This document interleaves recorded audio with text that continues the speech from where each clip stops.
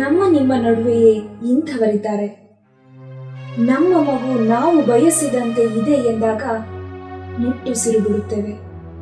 ಆದರೆ ಬೇರೆಯವರದೆಂದರೆ ಅನುಕಂಪ ಪಡುತ್ತೇವೆ.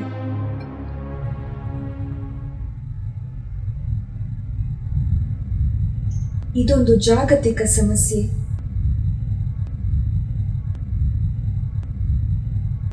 ಇಡೀ ಭಾರತ ದೇಶದಲ್ಲಿ ಸುಮಾರು 1.5 ಕೋಟಿ, ನಮ್ಮ ಕರ್ನಾಟಕದಲ್ಲಿ ಸುಮಾರು 1 ಲಕ್ಷ ವಿಕಲಚೇತನರಿದ್ದಾರೆ.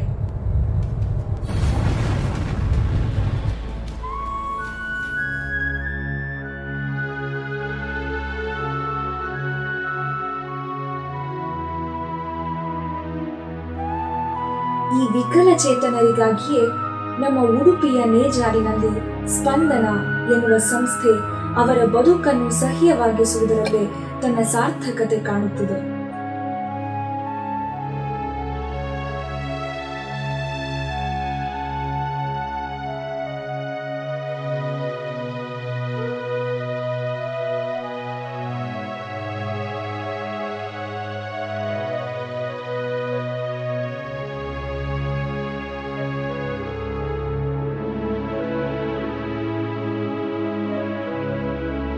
ನಾವು ಏಕೆ ಹೀಗಿದ್ದೇವೆ ಎಂದು ಯೋಚನೆಯನ್ನೇ ಮಾಡಲಾಗದ ಇವರಿಗೂ ಒಂದು ಧ್ವನಿ ಇದೆ ಎಂದು ಪ್ರಪಂಚದೆಲ್ಲೆಡೆ ಗುರುತಿಸಲಾಗಿದೆ.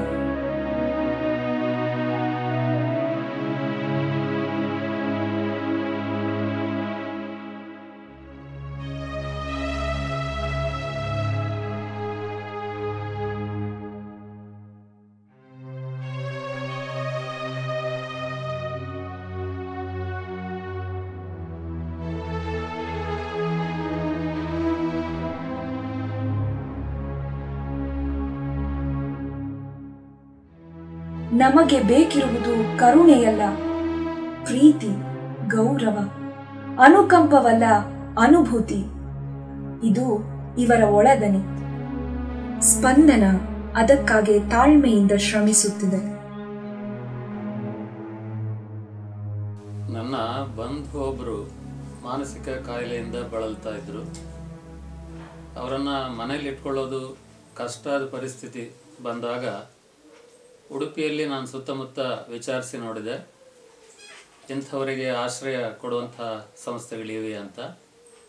ವಿಶೇಷ ಮಕ್ಕಳಿಗಾಗಿ ನಡೆಯುವ ಶಾಲೆಗಳನ್ನು ಸಂಪರ್ಕಿಸಿದಾಗ ವಯಸ್ಸಾದವರನ್ನು ನಾವು ನೋಡ್ಕೊಳ್ಳೋದು ಕಷ್ಟ, ಮಕ್ಕಳಿಗೆ ಮಾತ್ರ ಅಂತ ಹೇಳಿದರು.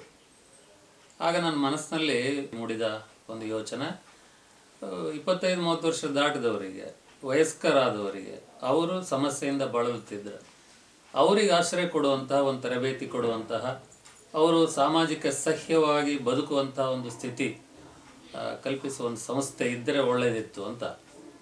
ನನಗೆ ಜನಾರ್ದನ್ ಮತ್ತು ಉಮೇಶ್ ಅವರ ಪರಿಚಯ ಆಯಿತು. ಆ ಮೂಲಕ ಅವರಿಗೊಂದು ಕನಸಿದೆ ಅಂತ ನನಗೆ ಗೊತ್ತಾದಾಗ ನಾನು ಅವರಿಗೆ ಪ್ರೋತ್ಸಾಹ ಕೊಡಬೇಕು, ಬೆಂಬಲವಾಗಿ ನಿಲ್ಲಬೇಕು ಅಂತ ನನಗೆ ಅನ್ನಿಸಿತು. ಅವ್ರ ಕನಸೇನು ಅಂದರೆ ಇದೇ ರೀತಿ. ನಾವು 3 ಸಹಮತ ಹೊಂದಿದ ಹೊತ್ತಲ್ಲಿ ನಮಗೆ ಇನ್ನೊಬ್ಬರು ದಿವಂಗತ ಶ್ರೀನಿವಾಸ್ ಹಾವನವರು ಅಂತ, ಅವರು ನಮಗೆ ತುಂಬ ಸಹಾಯ ಮಾಡಿದರು. 2002ರಲ್ಲಿ ನಾವು ಮಾರ್ಪಳ್ಳಿಯಲ್ಲಿ ಒಂದು ಬಾಡಿಗೆ ಕಟ್ಟಡದಲ್ಲಿ ಶಾಲೆಯನ್ನು ಆರಂಭಿಸಿದೆವು.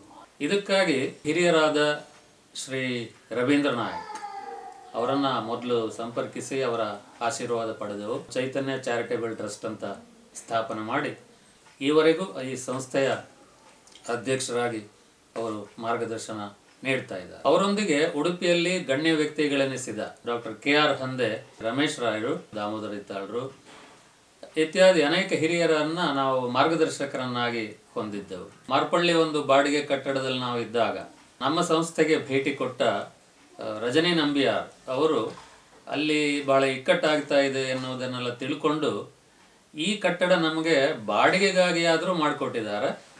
ರಜನಿ ನಂಬಿಯಾರ್ ಅವರಿಗೆ ನಮ್ಮ ಸಂಸ್ಥೆ ಪರವಾಗಿ ಯಾವತ್ತೂ ಕೃತಜ್ಞತೆಗಳು ಸಲ್ಲುತ್ತವೆ.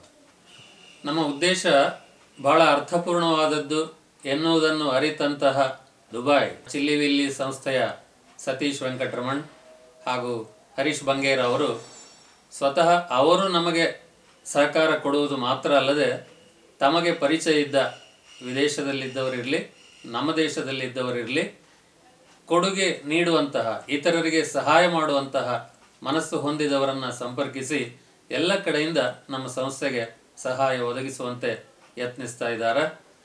ಅವರನ್ನು ನಮ್ಮ ಎಲ್ಲ ಸಂಸ್ಥೆಯ ಪದಾಧಿಕಾರಿಗಳು ಗೌರವಿಸ್ತೇವೆ. ಚಿಂದಿಯಿಂದ ಚಿತ್ತಾರವನ್ನು ಹೆಣೆಯಬಲ್ಲರು, ಹರಿದು ಹಂಚಿ ಹೋದ ಆಸೆಗಳ ಕೂಡಿಸಿ ಭರವಸೆಯ ಬದುಕನ್ನು ಕಟ್ಟಬಲ್ಲರು.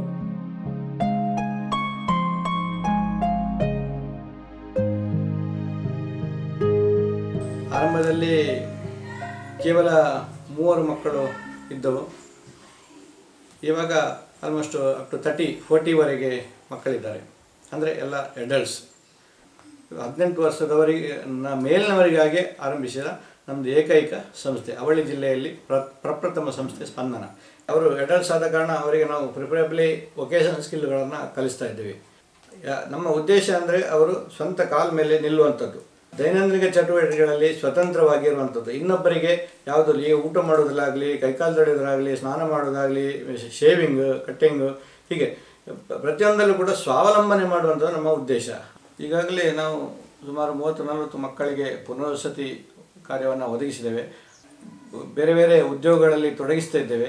ಕೆಲವರು ವೆಹಿಕಲ್ ತೊಳೆಯುವಂಥದ್ದಾಗಲಿ, ಗಾಡಿ ರಿಪೇರಿ ಆಗಲಿ, ಬಾಳೆಹಣ್ಣಿನ ಮಂಡಿಯಲ್ಲಿ, ಹೀಗೆ ಮತ್ತು ಕೆಲವು ಹಾಸ್ಪಿಟಲಲ್ಲಿ ಬ್ಯಾಂಕಿನ ಅಟೆಂಡರ್ ಆಗಿ ಅಥವಾ ಗಾರ್ಡನ್ಗಳಲ್ಲಿ ಕೆಲಸ ಮಾಡ್ತಾಯಿದ್ದಾರೆ.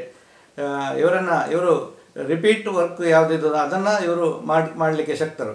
ಎಷ್ಟೋ ವಿಶೇಷ ಮಕ್ಕಳ ಹೆತ್ತವರ ಕಣ್ಣೀರೊರೆಸುವಲ್ಲಿ ನಾವು ಕೈ ಜೋಡಿಸಿದ್ದೇವೆ. ನಮ್ಮಿ ಪ್ರಯತ್ನದಲ್ಲಿ ಕೈ ಜೋಡಿಸಿದವರು ಅನೇಕ ಮಂದಿ. ದಾನಿಗಳ ಮತ್ತು ಸಂಘ ಸಂಸ್ಥೆಗಳ ಸಹಭಾಗಿತ್ವದಲ್ಲಿ ಮಕ್ಕಳ ಬದುಕು ಒಂದಿನಿತು ಸಿಹಿಯಾಗಿದೆ.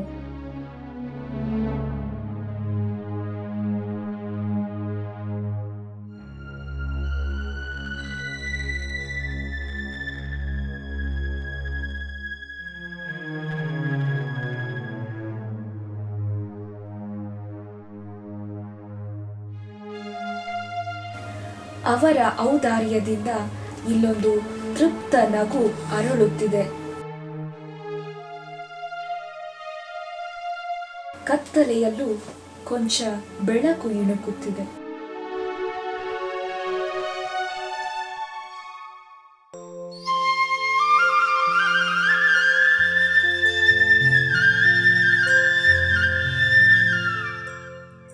ಇವರ ಸ್ವಸ್ಥ ದೇಹಾರೋಗ್ಯ ಕಾಪಿಡುವುದು ನಮ್ಮ ಕನಸು. ಬದುಕಿನ 7 ಬೀಳುಗಳ ಮಧ್ಯೆ ಒಂದು ಸಮತೋಲನವನ್ನು, ಬಂಜರು ಭೂಮಿಯಲ್ಲಿಷ್ಟು ಚಿಗುರುವ ಹಸಿರನ್ನು ಕಾಣ ಬಯಸುವ ಇವರ ಕಣ್ಣುಗಳಲ್ಲಿ ಭರವಸೆಯ ನೋಟವಿದೆ.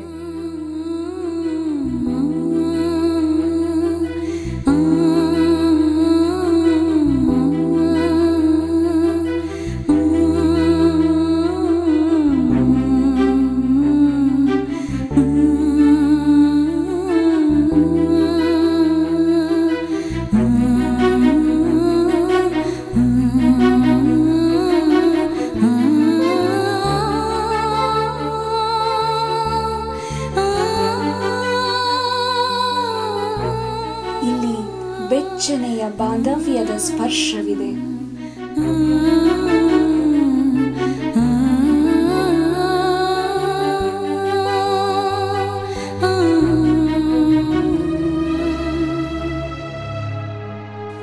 ಸೋರುವ ಕನಸುಗಳನ್ನು ಹಿಡಿದಿಡುವ ತವಕವಿದೆ. ನಾನು ಮೂಲ ಗುಣವಂತೆಯಮ್ಮ. ನನ್ನ ಮಗ ಹುಟ್ಟಬೇಕಾದ್ರೆ ಸಾಮಾನ್ಯ ಹಾಗೆ ಇದ್ದವ. ನಂತರ ಬೆಳವಣಿಗೆ ಆದಾಗೆ ಒಂದು 2-3 ವರ್ಷದಲ್ಲಿ ಅವನಲ್ಲಿ ಬುದ್ಧಿಮಾಂದ್ಯ ಲಕ್ಷಣ ಕಾಣ್ತಾ ಬಂತು. ಅಂದರೆ ನಡೀಲಿಕ್ಕಾಗಲ್ಲ, ಕುತ್ತಿಗಲ್ಲಾಡ್ತಾ ಇತ್ತು. ಕಡೆ ನಾವು ಗುಣ ಆಗ್ಬೋದು ಅಂತೇಳಿ ಅನೇಕ ಡಾಕ್ಟರ್ ಔಷಧಿಯನ್ನು ಮಾಮೂಲಿ ಮಾಡ್ತಾ ಹೋದ್ವಿ. ಆದರೂ ಗುಣ ಆಗಿಲ್ಲ. ಕಡೆ ತುಂಬ ಬೇಜಾರಾಯಿತು. ಕಡೆ ನಾರ್ಮಲ್ ಶಾಲೆಗೆ ಸೇರಿಸಿದ್ವಿ. ನಾರ್ಮಲ್ ಶಾಲೆ ಉಳಿದ ಮಕ್ಕಳ ಸಂಗ ನಾವು ಹೊಂದಾಣಿಕೆ ಆಗದಿದ್ದಾಗ ನಮ್ಗೆ ಭಾರಿ ಬೇಜಾರಾಯಿತು. ಏನಪ್ಪ ಹೀಗೆ ಅಂತ ಕಡೆ ಎಲ್ಲೂ ಹೇಳಿ ಕಣ್ಕಿದ್ರೆ ಉಳಿದ ಮಕ್ಕಳಿಗೆ ತೊಂದರೆ ಆಗ್ತದೆ, ಅವನನ್ನು ಸ್ಪೆಷಲ್ ಶಾಲೆ ಸೇರಿಸಿ ಅಂತೇಳಿ ಕಡೆ ನಾವು ಅವನನ್ನು ಶಿವಮೊಗ್ಗದಲ್ಲಿ ಆಶಾ ಕಿರಣಕ್ಕೆ ಸೇರಿಸಿದ್ವಿ. ಅಲ್ಲಿ ಅಶೋಕ್ ಪೈ ಅವರು ಹೇಳಿದ್ರು, ನೀವು ಹೆಚ್ಚು ಆಸೆ ಇಟ್ಕೊಳ್ಬೇಡಿ, ಅವನು ಸ್ವಲ್ಪ ಮಟ್ಟಿಗೆ ಇದಾಗೋದು ಬಿಟ್ಟರೆ ಬುದ್ಧಿಮಾಂದ್ಯ ಮಕ್ಕಳನ್ನು ಜಾಸ್ತಿಯನ್ನು ಅವನನ್ನು ಸರಿ ಮಾಡಲಿಕ್ಕಾಗಲ್ಲ. ಈಗಲೇ ನೀವು ಮಾನಸಿಕ ತಯಾರಾಗಿ ಅಂತೀನಿ. ಒಂದು 10 ವರ್ಷದಿಂದ ಸ್ಪಂದನದಲ್ಲಿ ಸೇರಿಸಿದ್ದೇವೆ.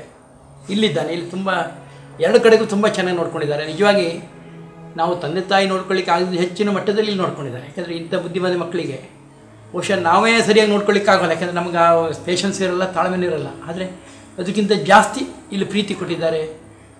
ನಾವು ಪಡೆದ ಪ್ರೀತಿಯನ್ನು ಸ್ಪಂದನದಲ್ಲಿ ಕೊಟ್ಟಿದ್ದಾರೆ. ಇದು ನಮ್ಮ ಭಾಗ್ಯ, ಇದು ನಮ್ಮ ಪುಣ್ಯ ಅಂತ ನಾನು ತಗೊಳ್ತೇನೆ. ನಾವು ತಮಿಳ್ನಾಡಿನಿಂದ ಇಲ್ಲಿ ಬಂದದ್ದು. ನಾವು ಇಲ್ಲಿ ಬಂದ ಮೇಲೆ ನಾವು ಕಲ್ಲಿನ ಕೆಲಸಕ್ಕೆ ಹೋದರೆ ಬಂದಿದ್ದೆ. ನಾವು ಕಲ್ಲಿನ ಕೆಲಸ ಬಂದ ಮೇಲೆ ನಾನು ಒಂದು 4 ಮಕ್ಕಳಿದ್ದಾರೆ. 4 ಮಕ್ಕಳು ಒಬ್ಬನಿಗೆ ಈಗೇನೆ ಉಂಟು.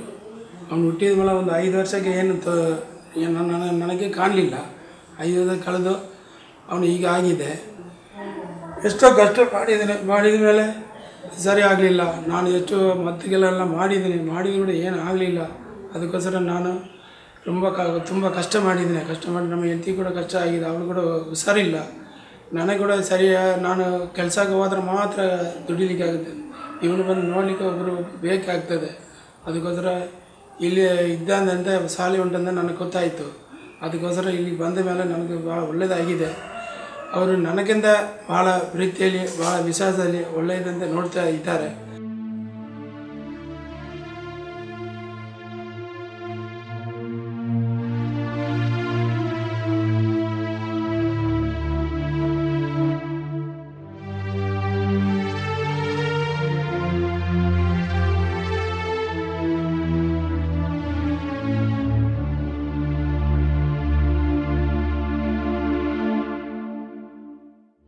ಮೇಣದ ಬತ್ತಿ, ಪೇಪರ್ ಕವರ್ ಮತ್ತು ಬ್ಯಾಗ್ ತಯಾರಿಕೆ, ಉಣ್ಣೆ ಮ್ಯಾಟ್, ಕಾಲೊರೆಸು ಇತ್ಯಾದಿ ಹಲವು ಬಗೆಯ ಗೃಹೋಪಯೋಗಿ ಉತ್ಪನ್ನಗಳ ತಯಾರಿಯಲ್ಲದೆ ಕಸೂತಿ ಕೆಲಸ, ಗೊಂಬೆ ತಯಾರಿಕೆ, ಚಿತ್ರಕಲೆಯಂತಹ ಕುಶಲತೆ ಇವರ ಬದುಕನ್ನು ಸ್ವಾವಲಂಬಿಯಾಗಿಸಿದೆ.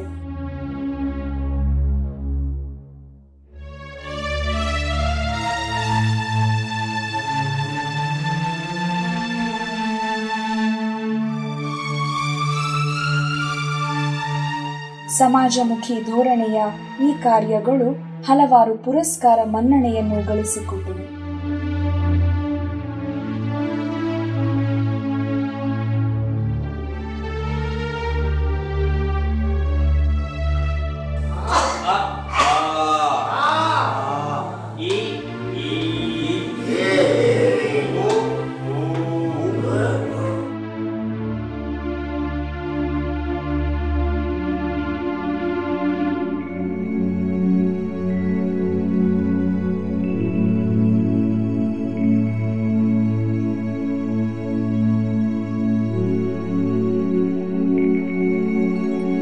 ಅಕ್ಷರಗಳ ಸೀಮಿತ ವ್ಯಾಪ್ತಿಯನ್ನು ದಾಟಿ ಬದುಕು ಕಲಿಸುವ ಪಾಠಗಳಿಗೆ ಇವರು ಸಿದ್ಧರಾಗುತ್ತಿದ್ದಾರೆ.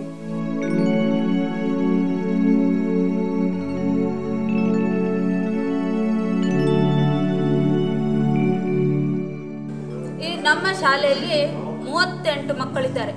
ಮಕ್ಕಳು ಅಂದರೆ ಇವರು 18 ವರ್ಷದಿಂದ 60 ವರ್ಷದ ಪ್ರಾಯದವರ ತನಕ ಇಲ್ಲಿ ಮಕ್ಕಳಿದ್ದಾರೆ. ಆದರೆ ನಮಗೇನು ಅನಿಸ್ತದೆ, ಇವರು ಅಷ್ಟು ಪ್ರಾಯದವರಲ್ಲ. ನಮಗೆ ಅವರು ಒಂದು 8-10 ವರ್ಷದ ಮಕ್ಕಳ ಥರ ನಾವು ನೋಡ್ಕೊಳ್ತಾ ಇದ್ದೇವೆ. ಅಂದರೆ ಅವರ ಬುದ್ಧಿ ಸಹ ಹಾಗೆ ಇರ್ತದೆ ಅವ್ರದ್ದು. ಹಾಗಾಗಿ ಮತ್ತು ಅವರಿಗೆ ನಾವು ಹೆಚ್ಚಾಗಿ ಹೀಗೆ ಪಾಠ ಎಲ್ಲ ಕಲಿಸುವಂತ ಬಿಟ್ಟು ಅವರಿಗೆ ದಿನನಿತ್ಯದ ಕಾರ್ಯ ಚಟುವಟಿಕೆ ಕಲಿಸ್ತೇವೆ. ಇವರಿಗೆ ಆಸರೆಯ ಅವಶ್ಯಕತೆ ಇದೆ. ಅಸ್ತಿತ್ವದ ಹುಡುಕಾಟವಿದೆ.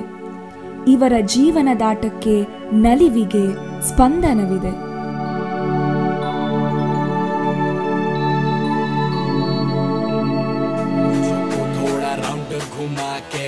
अन्ना के जैसा चश्मा लगा के कोकोनट में लस्सी मिला के आ जाओ सारे मूड बना के मुझको तो थोड़ा राउंड घुमा के अन्ना के जैसा चश्मा लगा के कोकोनट में लस्सी मिला के आ जाओ सारे मूड बना के ऑल द रजनी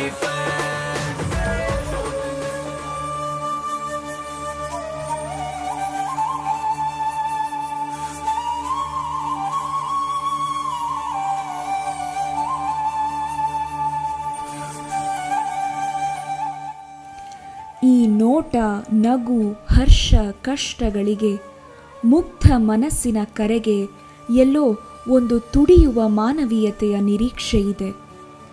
ದನಿ ಅರಳಿದಲ್ಲಿ ಕಿವಿಯಾನಿಸುವ ಇವರ ಬದುಕಿನ ಸಂಗೀತಕ್ಕೆ ನೀವು ಸ್ವರ ಸೇರಿಸಬಹುದು.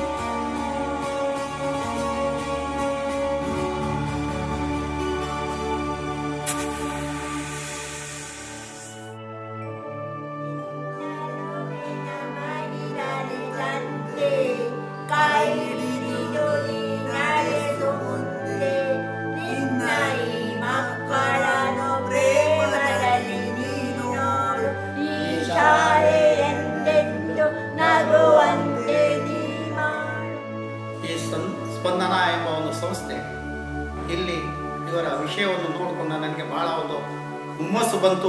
ಏನಾದರೂ ಒಂದು ಅರೇಂಜ್ಮೆಂಟ್ ಮಾಡಬೇಕಂತ ಹೇಳ್ಕೊಂಡು ಆ ಸಂದರ್ಭದಲ್ಲಿ ನನ್ನಲ್ಲಿದ್ದಂಥ ಒಂದು ಮೌಲ್ಯವನ್ನು ಅವರಿಗೆ ಕೊಟ್ಟೆ. ಸ್ಪಂದನದವ್ರದ್ದು ಒಳ್ಳೆಯತನ ನೋಡಿದರೆ ಇಂಥ ಒಂದು ಸಂಸ್ಥೆ ಇಲ್ಲಿ ಇದೆ ಎಂಬ ಒಂದು ಉದ್ದೇಶ ಇಟ್ಟುಕೊಂಡು ಇಲ್ಲಿಗೆ ಬರುವಂಥವರು ಎಷ್ಟು ಜನ ಇದ್ದಾರೆ, ಅವರನ್ನು ಯಾವ ರೀತಿಯಲ್ಲಿ ಇವರು ನೋಡ್ಕೊಳ್ತಾರೆ. ಮನೆ ಬೇರೆ ಅಲ್ಲ, ಮನೆ ಮಕ್ಕಳು ಬೇರೆ ಅಲ್ಲ, ಆ ಥರದಲ್ಲಿ ಅವರು ವ್ಯವಸ್ಥೆ ಮಾಡ್ತಾ ಇದ್ದಾರೆ. ಇದನ್ನು ನೋಡಿ ನನಗೆ ತುಂಬ ಮನಸ್ಸಿಗೆ ಸಂತೋಷ ಕೊಟ್ಟಿದೆ. ಬಾಡಿಗೆಯಲ್ಲಿ ಈ ಬಿಲ್ಡಿಂಗ್ ಇದೆ. ಇವರಿಗೆ ಒಂದು ಸಹಾಯಹಸ್ತ ಮಾಡಿಕೊಂಡು ಒಂದು ಸ್ವಂತ ಕಟ್ಟಡ ಮಾಡಬೇಕಂತ ಇವರಿಗೆ ತುಂಬ ಭರವಸೆಯಲ್ಲಿ ಇಟ್ಟುಕೊಂಡು ಒಂದು ಜಾಗವನ್ನು ಪಡ್ಕೊಂಡು ಅದರಲ್ಲಿ ಈಗ ಕಟ್ಟಡವನ್ನು ಕಟ್ಟಲಿಕ್ಕೆ ಪ್ರಾರಂಭ ಮಾಡಿದ್ದಾರೆ. ಸುಮಾರು 14,000 ಚದರ ಅಡಿಯ ಸ್ವಂತ ಕಟ್ಟಡದಲ್ಲಿ ವಸತಿ, ವೃತ್ತಿಪರ ತರಬೇತಿ, ಧ್ಯಾನ, ಯೋಗಕ್ಕಾಗಿ ವಿಶಾಲವಾದ ಹಾಲ್, ವಿಸಿಟರ್ ಹಾಗೂ ಮೀಟಿಂಗ್ ರೂಮ್ ಇತ್ಯಾದಿ ಹಲವು ಸವಲತ್ತುಗಳೊಂದಿಗೆ ಬೌದ್ಧಿಕ ಮಾನಸಿಕ ವಿಕಾಸಕ್ಕೆ ತಳಹದಿ ಹಾಕಿದೆ.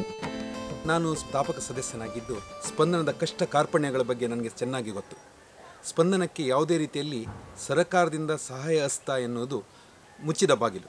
ಏಕೆಂದರೆ ಸರಕಾರದ ನಿಯಮಾವಳಿಗಳಂತೆ 18 ವರ್ಷಗಳ ಒಳಗೆ ಮಾತ್ರ ತೆಗೆದುಕೊಳ್ಳುವ ವಿದ್ಯಾರ್ಥಿಗಳಿಗೆ ಇರುವ ಸಂಸ್ಥೆಗೆ ಯಾವುದೇ ರೀತಿಯಲ್ಲಿ ಪ್ರೋತ್ಸಾಹಧನ ಸಿಗುತ್ತದೆ. ಸ್ಪಂದನ ಸಂಸ್ಥೆಯಲ್ಲಿ ನಮಗೆ ವಯಸ್ಸಿನ ನಿರ್ಬಂಧ ಯಾವುದೇ ರೀತಿಯಲ್ಲಿ ನಾವು ಹಾಕಿಲ್ಲ.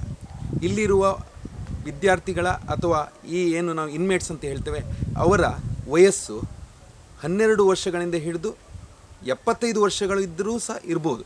ತಿಂಗಳಿಗೆ ಸುಮಾರು 70ರಿಂದ 75 ಸಾವಿರಗಳಷ್ಟು ಆಹಾರಕ್ಕೆ, ವಾಹನದ ವ್ಯವಸ್ಥೆಗೆ, ಆಟೋಟದ ವ್ಯವಸ್ಥೆಗೆ, ಬಟ್ಟೆಗೆ ಬೇಕಾದ ಒಂದು ಯಾವುದೇ ರೀತಿಯಲ್ಲಿ ಕಟ್ಟಡದ ಒಂದು ನಿರ್ಮಾಣಕ್ಕೆ ಸಹಾಯವಾಗುವಂತೆ ಬೇಕಾಗುವಂಥ ವಸ್ತುಗಳಿಗೆ ಖರ್ಚಾಗ್ತಾ ಇದೆ. ಅವರಿಗೆ ನೀಡಬೇಕಂತ ಯಾವ ರೀತಿ ಉಪಚಾರ, ಮನೆಯಿಂದ ಯಾವ ರೀತಿಯಲ್ಲಿ ಅವರಿಗೆ ಸವಲತ್ತು ಸಿಗ್ತಾ ಇದೆ ಅದಕ್ಕಿಂತ 100 ಪಟ್ಟು ರೀತಿಯಲ್ಲಿ ಜನಾರ್ದನ್ ಆಗಲಿ, ಉಮೇಶ್ ಆಗಲಿ, ಅವರ ಕುಟುಂಬವಾಗಲಿ ಅವರು ಒಳಗೆ ನಿಂತು ಈಗ ನಡೆಸ್ತಾ ಇರುವ ಈ ಒಂದು ಶಾಲೆ ಒಂದು ರಾಜ್ಯಕ್ಕೆ, ದೇಶಕ್ಕೆ ಮಾದರಿ ಎಂದರೆ ತಪ್ಪಾಗಲಿಕ್ಕಿಲ್ಲ. ಈ ಸಂದರ್ಭದಲ್ಲಿ ನಮ್ಮ ಎಲ್ಲ ದೇಣಿಗೆ ನೀಡುವ ಮಹಾನುಭಾವರಿಗೂ ಹಾಗೂ ನಮ್ಮ ಉತ್ತರೋತ್ತರ ಅಭಿವೃದ್ಧಿಯನ್ನು ಬಯಸುವ ಎಲ್ಲ ಸಾಧಕರಿಗೂ, ಮುಂದೆ ಈ ಒಂದು ಮುಗ್ಧ ಹೃದಯದ ಒಂದು ದೇವರಿಗೂ ನೀಡಬೇಕಾದಂಥ ಈ ಒಂದು ನಮ್ಮ ದೇಣಿಗೆ ಒಂದೊಂದು ಪೈಸೆಯು ಅತಿ ಉತ್ತಮ ರೀತಿಯಲ್ಲಿ ಉಪಯೋಗ ಆಗಬಲ್ಲದು. ಆ ಮೂಲಕ ನಮ್ಮ ರಾಷ್ಟ್ರ ನಿರ್ಮಾಣದಲ್ಲಿ ನಾವು ಭಾಗಿಯಾದಂಥ ಆಗ್ತದೆ ಅಂತ ಹೇಳಿದರೆ ಅತಿಶಯೋಕ್ತಿ ಅಲ್ಲವೇ ಅಲ್ಲ. ಆದ್ದರಿಂದ ತಮಗೆ ಒಂದು ದೇಣಿಗೆಯನ್ನು, ಸಹಾಯಹಸ್ತವನ್ನು ನೀಡುವಂತೆ ನಾವು ಪ್ರೀತಿಪೂರ್ವಕವಾಗಿ ನಿವೇದನೆ ಮಾಡಿಕೊಳ್ತಿದ್ದೇವೆ. ಜೈ ಹಿಂದ್, ಜೈ ಕರ್ನಾಟಕ. ಬನ್ನಿ ಸ್ಪಂದನಕ್ಕೆ ಸ್ಪಂದಿಸಿ. ವಿಶೇಷ ಮಕ್ಕಳ ಆರೈಕೆಯಲ್ಲಿ ನಮ್ಮ ಜೊತೆ ಕೈ ಜೋಡಿಸಿ.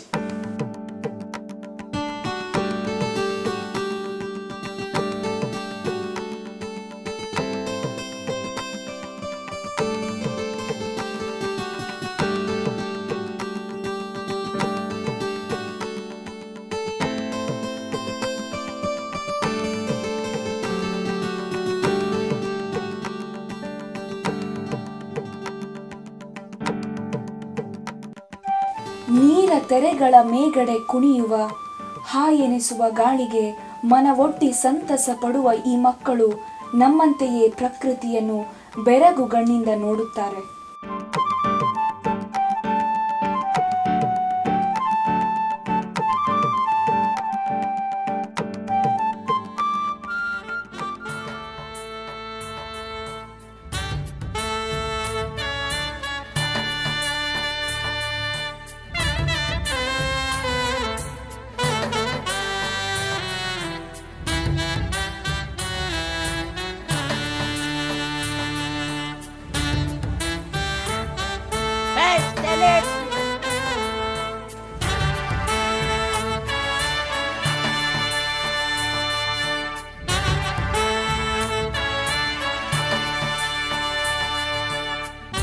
ಭಾರತದ ಬಹುಕೋಟಿ ಜನರಂತೆ ಇವರೂ ನಿಷ್ಕಳಂಕ ಮನಸ್ಸಿನ ಸತ್ಪ್ರಜೆಗಳೇ.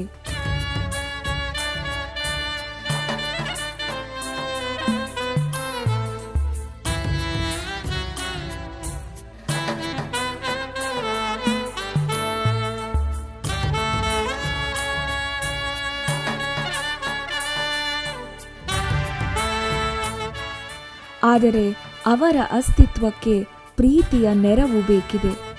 ನೀವು ಕೈ ಜೋಡಿಸಬೇಕಿದೆ. ಕನಸುಗಳ ನನಸಾಗಿಸಲು ನೀವು ವಿಶ್ವದೆಲ್ಲೆಡೆ ಹಾರಿದ್ದೀರಿ. ಇಲ್ಲಿ ನಮ್ಮವರ ಕನಸುಗಳ ಸಾಕಾರಕ್ಕೂ ಸೂತ್ರಧಾರಿಯಾಗುತ್ತೀರಾ? ಆ ಕಾತರದ ಕಣ್ಣುಗಳ ದನಿಗೆ ನೀವು ದನಿಗೂಡಿಸುವಿರಾ? ಒಲವಿನ ಕೈಚಾಚಿ ಕರೆವ ಈ ಕೂಗಿಗೆ ನೀವು ಸ್ಪಂದಿಸುವಿರಾ?